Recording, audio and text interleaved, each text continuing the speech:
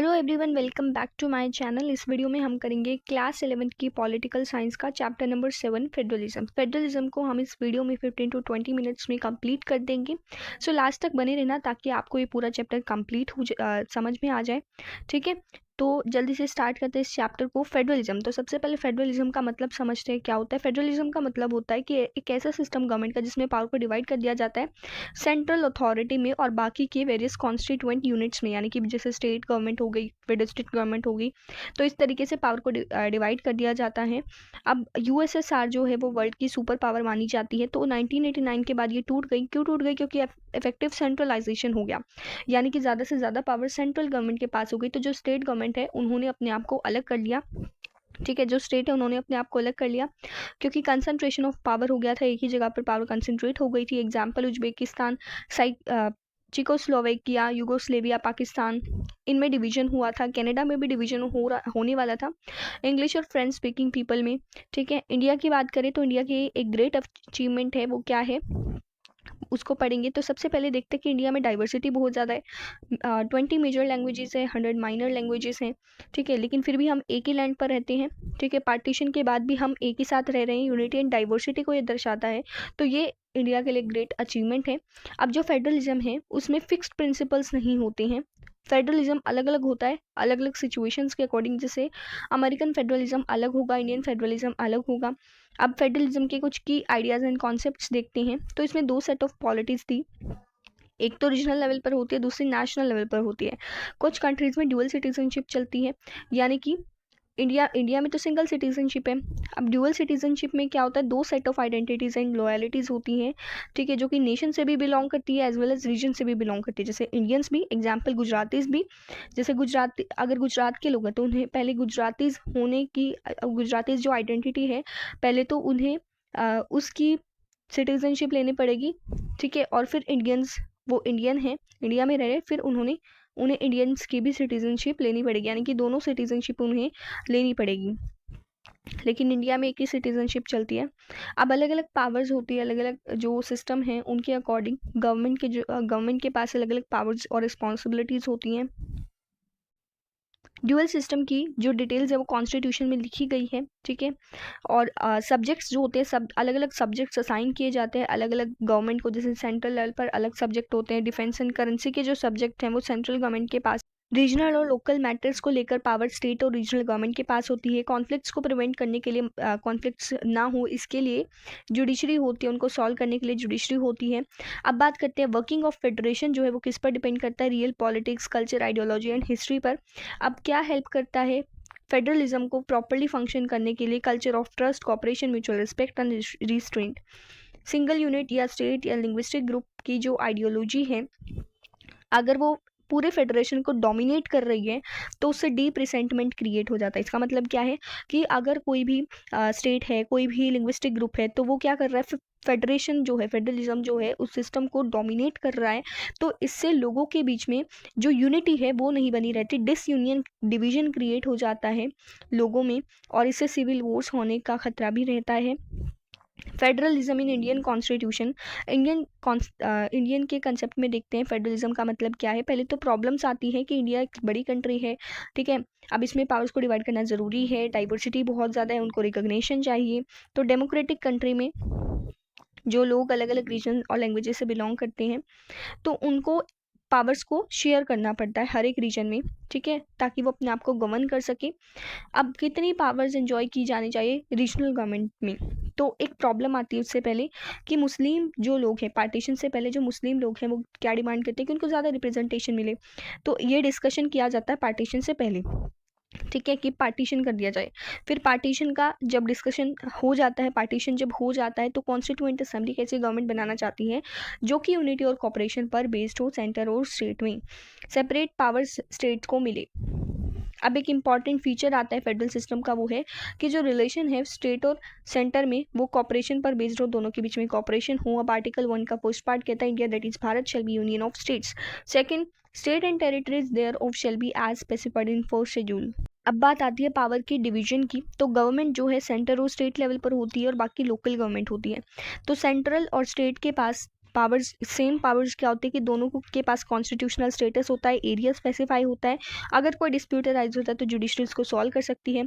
लेकिन जो state government है उसके पास जो रिस्पॉन्सिबिलिटीज़ तो होती हैं लेकिन रेवेन्यू सोर्सेज कम होते हैं, और कॉन्स्टिट्यूशन ने जो भी सब्जेक्ट्स हैं इन दोनों से रिलेटेड वो सारी चीज़ें कॉन्स्टिट्यूशन में लिखी गई हैं, और पावर्स को कैसे डिस्ट्रीब्यूट किया जाना है ये सारी चीज़ें। Economic and financial power central government के पास होती है। Federalism with the strong central government, तो ये हमारा टॉपिक है, स्ट्रॉन्ग सेंट्रल गवर्नमेंट के साथ फेडरलिज्म। तो डाइवर्सिटी और पॉपुलेशन इंडिया में बहुत ज़्यादा है, तो इंडियन कॉन्स्टिट्यूशन को बनाने वाले लोग ये चाहते थे कि एक ऐसा कॉन्स्टिट्यूशन बने जिसमें डाइवर्सिटी तो हो लेकिन डाइवर्सिटी के साथ साथ यूनिटी बनी रहे, स्ट्रॉन्ग सेंटर हो, सोशल एंड पॉलिटिकल चेंजेस भी हो सके। अब स्ट्रॉन्ग सेंटर क्यों बनाना चाहते थे, क्योंकि उस टाइम पर इंडिया प्रोविंसेस में डिवाइडेड था जो कि ब्रिटिशर्स के द्वारा क्रिएट किए गए थे, और वहाँ पर 500 से ज़्यादा प्रिंसली स्टेट्स भी थी, यानी कि जहाँ पर राजा वगैरह रूल करते थे, तो उनको स्टेट्स में क्रिएट करने की ज़रूरत थी, तो इसलिए सेंटर के पास ज़्यादा पावर्स थी। वहाँ पर सोशो इकोनॉमिक प्रॉब्लम्स भी थी जो सेंट्रल गवर्नमेंट के द्वारा हैंडल की जानी थी, ठीक है, इन कॉपरेशन विद स्टेट्स। प्रॉब्लम्स क्या थी कि पॉवर्टी भी, और भी अदर प्रॉब्लम्स थी, poverty, literacy, inequalities of wealth. अब वो चाहते क्या थे कि इंडिया जो है वो यूनिटी इंडिया में बनी रहे, साथ ही साथ डेवलपमेंट भी होती रहे। अब कुछ इंपॉर्टेंट प्रोविजंस यहाँ पर आते हैं जो कि स्ट्रॉन्ग सेंट्रल गवर्नमेंट बनाते हैं। वो क्या है कि जो स्टेट्स की एग्जिस्टेंस है टेरिटोरियल इंटीग्रिटी के साथ, वो पावर पार्लियामेंट के पास है, यानी कि पार्लियामेंट नई स्टेट्स भी फॉर्म कर सकती है। साथ ही साथ जो स्टेट्स हैं, जैसे अगर एक स्टेट है तो किसी रीजन को अलग करके अलग स्टेट बनानी हो तो वो भी पार्लियामेंट कर सकती है, ठीक है, और जो स्टेट लेजिस्लेचर के व्यू है उनको भी सेव कर सकती है। अब जो सेकंड प्रोविजन है वो है इमरजेंसी प्रोविजन, जिसकी पावर सेंट्रल गवर्नमेंट के पास, अगर सेंट्रल गवर्नमेंट इमरजेंसी डिक्लेयर कर देती है तो स्टेट गवर्नमेंट में उसमें कुछ नहीं कर सकती है, ठीक है, और ड्यूरिंग इमरजेंसी जो पावर है वो सेंट्रलाइज्ड हो जाती है। थर्ड पॉइंट है फाइनेंशियल पावर्स, जो फाइनेंशियल पावर है वो भी सेंट्रल गवर्नमेंट के पास है, और रिस्पॉन्सिबिलिटीज़ भी इससे रिलेटेड सेंट्रल गवर्नमेंट के पास ही हैं, ठीक है, और जो भी आइटम्स है, जो रेवेन्यू से रिलेटेड जो आइटम्स हैं वो भी उसकी पावर भी गवर्नमेंट के पास, सेंट्रल गवर्नमेंट के पास होती है, और जो स्टेट्स है वो डिपेंडेंट होती है फाइनेंशियल असिस्टेंस के लिए सेंट्रल गवर्नमेंट पर। सेकेंडली, इंडिया ने प्लानिंग को अडॉप्ट किया है डेवलपमेंट के लिए, ठीक है, अगर हमें डेवलपमेंट करनी है तो हमें सबसे पहले प्लानिंग करनी पड़ेगी। तो जो प्लानिंग है वो सेंट्रलाइजेशन है, यानी कि जो प्लानिंग है वो सेंट्रल गवर्नमेंट के हाथ में होती है, और जो प्लानिंग कमीशन है वो अपॉइंटेड भी यूनियन गवर्नमेंट के द्वारा किया जाता है, सेंट्रल गवर्नमेंट के पास द्वारा किया जाता है, और ये एक ऐसी कोऑर्डिनेटिंग मशीनरी है जो कंट्रोल और सुपरवाइज करती है रिसोर्स मैनेजमेंट ऑफ स्टेट्स को, ठीक है, स्टेट्स की रिसोर्स मैनेजमेंट को। अब प्रॉब्लम क्या थी कि डिस्क्रिमिनेशन जो है वो क्रिएट हो जाता है उन स्टेट्स के लिए जो अपोजिशन पार्टी के द्वारा रूल की जा रही है। नेक्स्ट पॉइंट है fourth point, power to delay state legislation. जो गवर्नर है तो गवर्नर गवर्नमेंट स्टेट गवर्नमेंट को डिसमिसल कर सकता है, डिसोल्यूशन कर सकता है असेंबली का, तो जो पावर होती है बिल को रिजर्व करने के लिए वो गवर्नमेंट के पास होती है, जो स्टेट गवर्नमेंट जो गवर्नर के पास होती है, जो स्टेट गवर्नमेंट के द्वारा जो बिल भेजा जाता है तो उसको रिजर्व करने की पावर गवर्नर के पास होती है। इससे सेंट्रल गवर्नमेंट को एक अपॉर्चुनिटी मिल जाती है स्टेट लेजिस्लेशन को डिले करने की, और ऐसे बिल्स को एग्जामिन करने की और उनको विटो करने की। विटो एक पावर होती है जो प्रेसिडेंट के पास भी होती है, ठीक है, जिसमें उस बिल को सिर्फ अपने पास रख लिया जाता है अगर उसे अप्रूव नहीं करना चाहते तो। फिफ्थ पॉइंट है मैटर्स ऑफ स्टेट लिस्ट। तो स्टेट लिस्ट के मैटर्स में जो सेंट्रल गवर्नमेंट है तो उनको स्टेट से पहले पूछना पड़ता है, ठीक है, ऐसे ही वो इनसे रिलेटेड कोई भी डिसीजन नहीं ले सकते हैं, उनको राज्यसभा का अप्रूवल लेना पड़ता है, क्योंकि राज्यसभा स्टेट के मैटर में काम करती है, इनके पास स्पेशल पावर होती है। लेकिन कॉन्स्टिट्यूशन में जो पावर्स हैं, सेंट्रल गवर्नमेंट की पावर सुपीरियर होती है as compared to state government, और जो सेंट्रल गवर्नमेंट है वही इंस्ट्रक्शन दे सकती है। तो ये जो राज्यसभा के पास जो पावर है राज्यसभा का अप्रूवल लेने के लिए स्टेट से रिलेटेड मैटर्स में, तो वो आर्टिकल 257 के फर्स्ट पार्ट में आती है। सिक्स पॉइंट है इंटीग्रेटेड एडमिनिस्ट्रेटिव सिस्टम, यानी कि जितने भी एडमिनिस्ट्रेशन से रिलेटेड पावर है वो भी सेंट्रल गवर्नमेंट के पास है। ऑल इंडिया सर्विसेज की IAS IPS जो होते हैं वो सेंट्रल गवर्नमेंट के कंट्रोल में होते हैं। सेवन पॉइंट है आर्टिकल 33 एंड 34 का, इसमें पार्लियामेंट को ऑथोराइज कर दिया जाता है कि उन पर्सन्स को प्रोटेक्ट किया जाए जो यूनियन या फिर स्टेट की सर्विसेज में काम कर रहे हैं। यानी कि फॉर एग्जांपल अगर कोई आर्मी ऑफिसर है, तो अगर वो किसी ऐसे पर्सन को मार भी देते हैं जो देश का नुकसान कर रहे हैं, तो इसमें उन आर्मी ऑफिसर्स को प्रोटेक्ट किया जाता है, क्योंकि उन्होंने देश के लिए काम किया है, ठीक है, यूनियन के लिए काम किया है। जैसे कि जो आर्म फोर्सेस होती हैं, तो उनके लिए स्पेशल पावर्स एक्ट जो है वो बनाया जाता है इन प्रोविजंस के ऊपर बेस्ड होकर। नेक्स्ट है conflict in India's federal system. India के फेडरल सिस्टम में कुछ कॉन्फ्लिक्ट्स भी आते हैं, जैसे demand of states give more powers to state. ठीक है, स्टेट्स की डिमांड होती है कि स्टेट्स को ज़्यादा पावर्स दी जाए, इससे टेंशन और कॉन्फ्लिक्ट्स क्रिएट होते हैं। इन इश्यूज को सॉल्व कैसे किया जा सकता है? नेगोशिएशन या फिर डिस्कशन करके।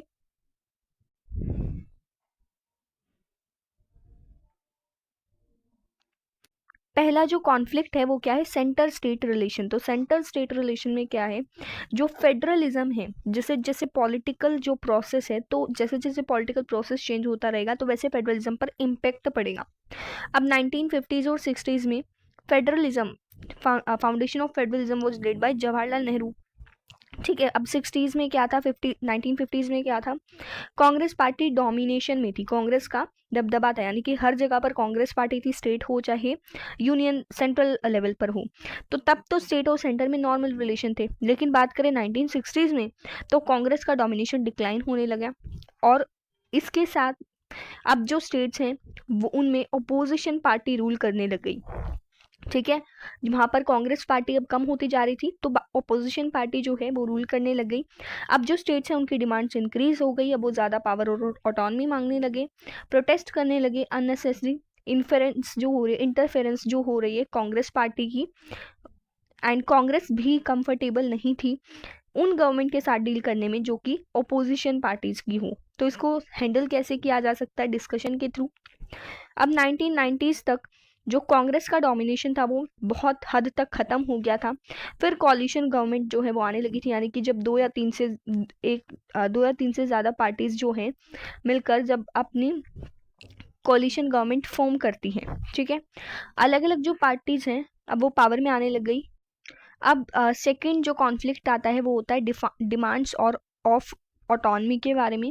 तो इसमें जो डिमांड्स हैं स्टेट की, वो क्या चाहते हैं कि उनके पास ज़्यादा ऑटोनमी हो, ज़्यादा पावर हो। ठीक है, ऑटोनमी का मतलब क्या होता है? मतलब मतलब जो अलग अलग स्टेट्स हैं, तो हर एक स्टेट के लिए अलग अलग मतलब होता है ऑटोनमी का। और ये जो पावर्स हैं ये चेंज कर दी जानी चाहिए। अब डिमांड ये उठकर आती है कि इन पावर्स को चेंज कर दिया जाना चाहिए, और ये किसके फेवर में होनी चाहिए? स्टेट्स के फेवर में होनी चाहिए। ज़्यादातर जो पावर्स हैं, इंपॉर्टेंट पावर्स हैं, वो स्टेट को देनी चाहिए, ऐसी डिमांड उठकर आती है। जैसे कि तमिलनाडु, पंजाब, वेस्ट बंगाल, तो ये डिमांड उठाते हैं DMK, Akali Dal and CPIM. ये कुछ पार्टीज हैं जो ऐसी डिमांड्स उठाती हैं। नेक्स्ट है फाइनेंशियल ऑटोनमी। अब जो फाइनेंशियल ऑटोनमी है, तो इसमें जो इंडिपेंडेंट सोर्सेज होते हैं रेवेन्यू के, और कंट्रोल जो होता है रिसोर्सेज पर, वो गवर्नमेंट के पास होता है, सेंट्रल गवर्नमेंट के पास होता है। लेकिन अब ये डिमांड उठकर आ रही है कि स्टेट गवर्नमेंट को दे दिया जाए ऐसी पावर्स। यानी कि वही बात है, जो सेंट्रल गवर्नमेंट के पास जो पावर्स थी, जो हमने पढ़ी थी एक एक करके जो पावर्स पढ़ी थी, एडमिनिस्ट्रेटिव पावर्स है, फाइनेंशियल पावर्स है, तो वही पावर्स अब कौन डिमांड कर रहा है? अब वो स्टेट डिमांड कर रही है। ठीक है, एग्जाम्पल यहाँ पर क्या है, 1977 में लेफ्ट फ्रंट गवर्नमेंट जो है वेस्ट बंगाल में, उसने डिमांड किया था कि सेंटर स्टेट रिलेशंस को रिस्ट्रक्चर किया जाए। एंड तमिलनाडु और पंजाब भी डिमांड करती हैं ऐसी। नेक्स्ट है एडमिनिस्ट्रेटिव पावर्स जो हैं वो भी किसको दी जाए? स्टेट गवर्नमेंट को दी जाए। ठीक है, और सेंटर से ये अथॉरिटी छीन ली जाए। नेक्स्ट है कल्चरल एंड लिंग्विस्टिक इश्यूज के बारे में। तो एग्जाम्पल इसमें पहले दे रखा कि opposition to domination of Hindi, यानी कि कुछ जो स्टेट्स थी, कुछ जो लोग थे, तो उन्होंने डिमांड करनी शुरू कर दी कि हिंदी का डोमिनेशन हो रहा है। तो हिंदी के अपोजिशन में कुछ पार्टीज खड़ी हुई, और जो पंजाबी लैंग्वेज और कल्चर है उसको डिमांड करना शुरू कर दिया। स्टेट को लगा कि हमें हिंदी स्पीकिंग एरियाज़ का, हिंदी स्पीकिंग पॉपुलेशंस का, तो 1960s में कॉन्फ्लिक्ट हो जाता है हिंदी लैंग्वेज को इम्पोज करने के उसमें, यानी कि हिंदी लैंग्वेज को लोग अपोज करना शुरू कर देते हैं। नेक्स्ट जो टॉपिक है वो है role of governors and president's rule. तो एक कंट्रोवर्शियल इशू है, ठीक है, और ये कोई ऑफिस इलेक्टेड ऑफिस होल्डर नहीं होते, यानी कि इलेक्ट नहीं किए जाते, लेकिन ये कुछ रिटायर्ड मिलिट्री ऑफिसर्स या फिर सिविल सर्वेंट्स या फिर पॉलिटिशियंस होते हैं जो गवर्नर की पोजीशन पर पहुंच जाते हैं। ये सेंट्रल गवर्नमेंट के द्वारा अपॉइंट किए जाते हैं। एंड इसमें क्या होता है, जो सेंट्रल गवर्नमेंट है वो स्टेट गवर्नमेंट के फंक्शन में इंटरफेयर करती है। अब यहाँ पर एक बात आती है कि जब दो अलग अलग पार्टीज पावर में होते तो गवर्नर का रोल और भी ज़्यादा कंट्रोवर्शियल हो जाता है, जैसे कि सरकार या कमीशन में था। अब रीज़न क्या है कि आर्टिकल 356 जो है जो भी कोई भी स्टेट है तो वहाँ पर प्रेसिडेंट का रूल प्रोवाइड करती है। और ये कब अप्लाई किया जाता है, जब जो स्टेट है वो काम नहीं करती है according to provisions of constitution, यानी कि कॉन्स्टिट्यूशन के अकॉर्डिंग काम नहीं करते तो वहाँ पर प्रेसिडेंट रूल करना शुरू कर देता है। ठीक है, अब इसका रिजल्ट क्या है कि स्टेट गवर्नमेंट का टेक ओवर हो जाता है, यानी कि स्टेट गवर्नमेंट को डिसॉल्व कर दिया जाता है। पार्लियामेंट के द्वारा उसको रेटिफाई किया जाता है, ठीक है, मेजोरिटी के द्वारा उसको अप्रूव किया जाता है। और जो प्रेसिडेंट का रूल है उसको 3 साल तक एक्सटेंड किया जा सकता है स्टेट में। जो गवर्नर है उनकी जो पावर है तो वो रिकमेंड करती है कि स्टेट गवर्नमेंट को डिसमिस करना चाहिए या नहीं करना चाहिए। डिसोल्यूशन जो है इसकी पावर भी गवर्नर के पास, हमने पहले भी पढ़ा था। एग्जाम्पल, स्टेट गवर्नमेंट को डिसमिस किया जा सकता है जब उनके पास मेजोरिटी हो, तब भी डिसमिस किया जा सकता है, जैसे केरला में हुआ था 1959 में। और ये केसेस सुप्रीम कोर्ट तक भी पहुंचे थे। 1967 तक आर्टिकल 356 जो है वो बहुत ज़्यादा यूज़ होने लगा।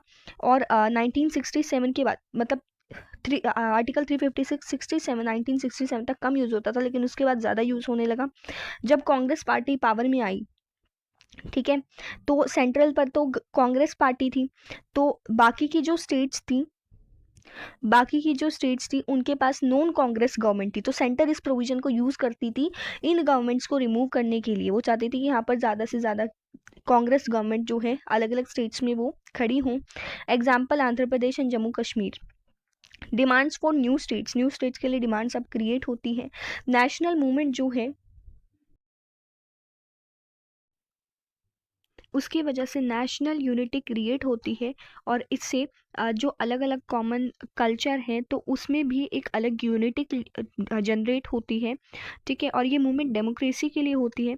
स्टेट जो है अब वो डिमांड करती है कि लिंग्विस्टिक आइडेंटिटी के बेसिस पर स्टेट्स को क्रिएट किया जाए। फिर दिसंबर 1953 में स्टेट रीऑर्गेनाइजेशन कमीशन जो है वो बनाया जाता है, जो रिकमेंड करता है कि स्टेट्स को क्रिएट किया जाएगा लिंग्विस्टिक स्टेट्स लैंग्वेज के बेसिस पर।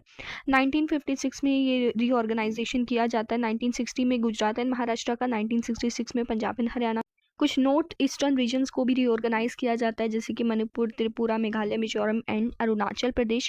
2000 में जो लार्जर स्टेट्स थी उनको फर्दर डिवाइड किया जाता है सेपरेट स्टेट के लिए। अपग्रेड, इससे क्या होता है, ग्रेटर एडमिनिस्ट्रेटिव एफिशिएंसी होती है। ठीक है, और डिवीजन की बात करें तो डिवीजन भी होता है एमपी, यूपी, बिहार का। ठीक है, मध्य प्रदेश, उत्तर प्रदेश, बिहार का 3 नई स्टेट्स में डिवाइड हो जाती हैं, छत्तीसगढ़, उत्तराखंड एंड झारखंड।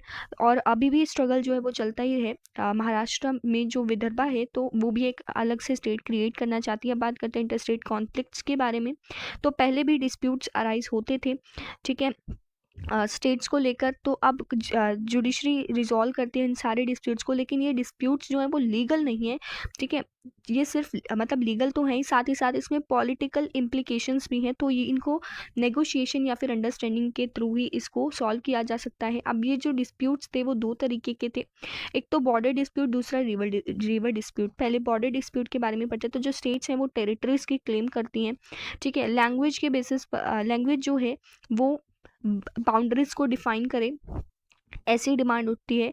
लेकिन प्रॉब्लम क्या थी, बॉर्डर एरियाज में एक से ज़्यादा लैंग्वेज बोलने वाले लोग थे, तो इसको इतनी जल्दी सॉल्व करना इजी नहीं था। ठीक है, एग्जाम्पल महाराष्ट्र एंड कर्नाटका, तो महाराष्ट्र और कर्नाटका की जो है कॉन्फ्लिक्ट होता है बेलगाम के ऊपर। तो यहाँ पर दोनों ही तरीके के लोग हैं, महाराष्ट्र के भी लैंग्वेज बोलने वाले भी और कर्नाटक लैंग्वेज बोलने वाले भी, तो इससे यहाँ पर कॉन्फ्लिक्ट क्रिएट हो जाता है कि ये महाराष्ट्र का पार्ट बने या फिर कर्नाटका का पार्ट बने। नेक्स्ट है मणिपुर एंड नागालैंड, यहाँ पर भी ऐसे कॉन्फ्लिक्ट्स होते हैं, पंजाब और हरियाणा में भी, जिनकी कैपिटल एक ही है जो कि है चंडीगढ़।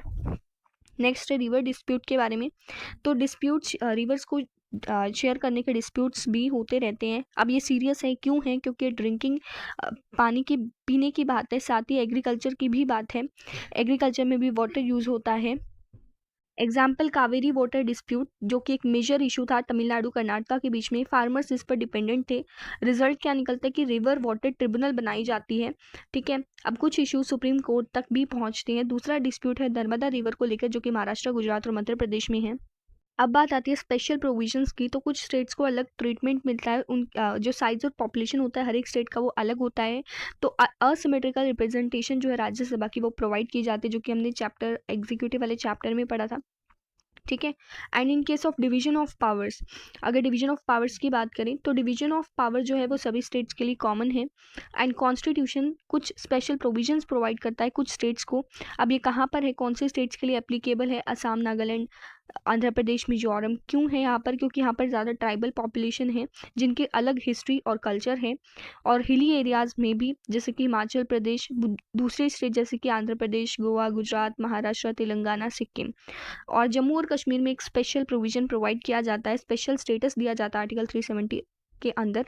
लेकिन अब ये आर्टिकल 370 जो है वो हट चुका है, पहले था, ठीक है। तो पहले की बात है ये, पहले क्या था, प्रिंसली स्टेट थी जम्मू और कश्मीर, प्रिंसली स्टेट थी, जहाँ पर महाराजा हरि सिंह जो है वो यहाँ के प्रिंस थे।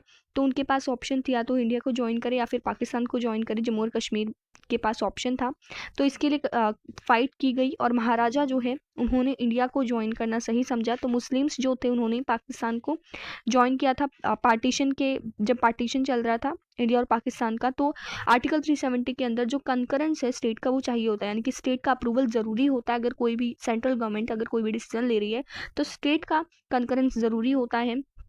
और अलग अलग जो स्टेट्स हैं तो उन सबकी अलग अलग पोजीशन होती हैं। एंड सेंट्रल गवर्नमेंट के पास लिमिटेड पावर्स हैं ऐसे स्पेशल आर्टिकल 370 के अंदर, क्योंकि स्टेट यहाँ पर स्टेट का ज़्यादा चलता है। एंड ऑटोनमी जो है दैट इज़ मच लेस। ये जो आर्टिकल 370 बताता है और एक्चुअल में ये ऑटोनमी कम है। कोई भी इमरजेंसी जो है वो डिक्लेयर नहीं हो सकती स्टेट के कंकरेंस के बिना, और डीपीएसपी भी यहाँ पर अप्लाई नहीं होता, ठीक है। और जो सेपरेटिज्म है, तो यहाँ पर एक डर है सेपरेटिज्म का कि इससे क्या है, सेपरेटिज्म की जो फीलिंग है वो डेवलप हो जाती है, कंट्रोवर्सीज भी क्रिएट होती है। लेकिन अब ये आर्टिकल 370 जो है वो हट चुका है जम्मू और कश्मीर से, ठीक है।